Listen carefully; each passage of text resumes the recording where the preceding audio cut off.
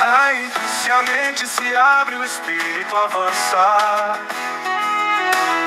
A dúvida cede, a esperança dança.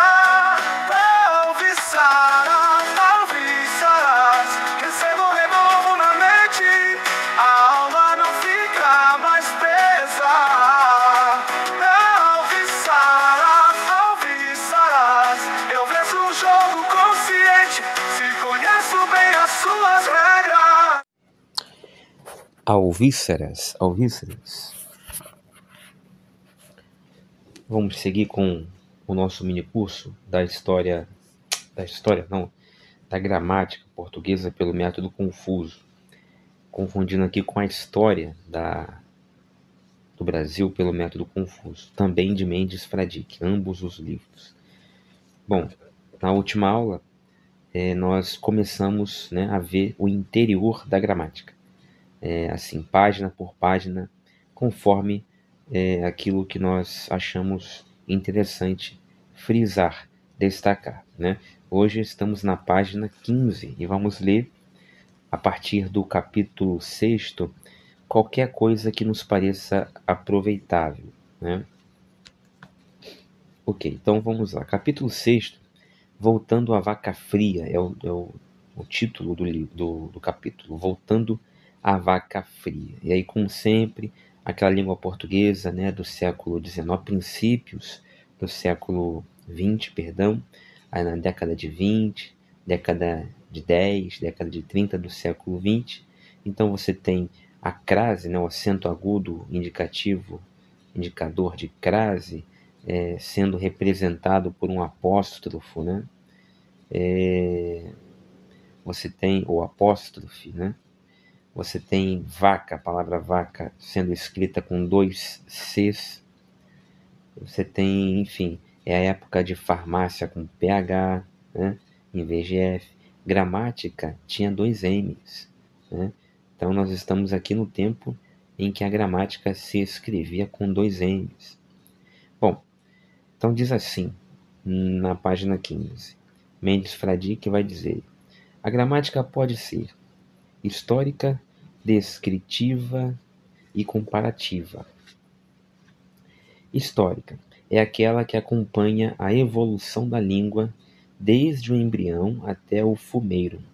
Então já a primeira piada aqui, Primeiro tom jocoso, sempre carregado no tom jocoso, o texto de Mendes Fradique.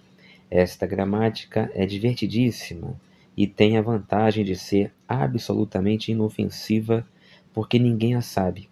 Os que a julgam saber, não em tão pequeno número, que não chegam a perturbar a ordem pública ou mesmo a privada. Então, para ele, para variar, mais uma coisa que não serve para nada. A gramática histórica é outra dessas coisas, não serve para nada. E, felizmente, na concepção dele, poucos sabem essa gramática, então não chegam a causar inconvenientes para a sociedade. Veja como é que ele é ácido, como ele é mordaz nas palavras, na sua crítica, ele é ferrenho. E com relação à gramática descritiva, ele vai dizer: é a gramática que expõe os fatos da língua atual. Pão, pão, queijo, queijo. Essa gramática é supinamente suporífica. Supinamente suporífica. Então, vamos ter que ver o que significa supinamente suporífico. Vamos ao dicionário. Primeiramente, o que significa suporífico, Suporífico.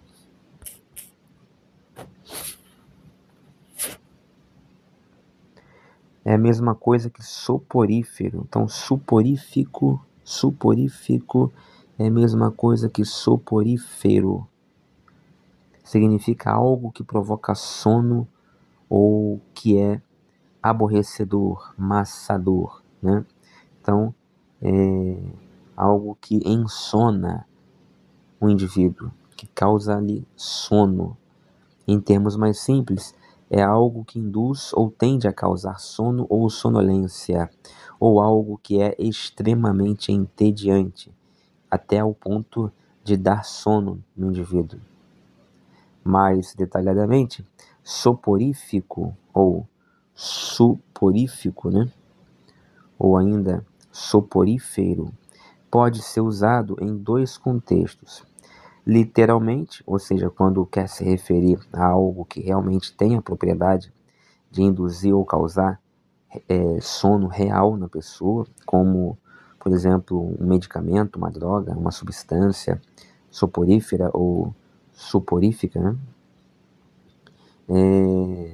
Pode ser também usado, contudo, figurativamente. Aí, no caso, é usado para descrever algo que é muito enfadonho, maçador ou entediante, a ponto de causar tédio ou sonolência, né? Aí é por extensão de sentido. A palavra deriva do latim sopor, que significa sono profundo. Então, sopor é sono profundo. Daí soporífero. Daí também suporífico. Soporífico ou suporífico, tem com O e tem com U, e soporífero, tá? Então são variações da mesma palavra. Ok, então a gramática descritiva ela é suporífica, né? Ela é soporífica. Só que ela não apenas é soporífica, ela é supinamente soporífica. O que é supinamente? O que é supino? Supino é deitado de costas, em decúbito dorsal. Isso é supino na primeira acepção da palavra. Mas quando eu digo assim, ficar em postura supina sobre um colchonete, eu quero dizer que a pessoa tem que ficar em posição, né, em postura, em decúbito dorsal, ou seja, deitado de costas, com a barriga para cima. Num segundo sentido, supino significa em estado de supinação, voltado para cima, mãos supinas. Mãos supinas lembram aquelas mãos de adoração, né? Quando a pessoa está adorando ao seu Deus e levanta as mãos para os céus, ou para agradecer, para fazer uma oração, para louvar. As mãos são estendidas, são postas ao alto, né? Então, em estado de supinação, por isso mãos supinas. Também pode ser supino aquilo que é situado num local elevado, alto, né? Então, a posição supina de um matacão rochoso, a posição supina, o local supino de uma montanha, né?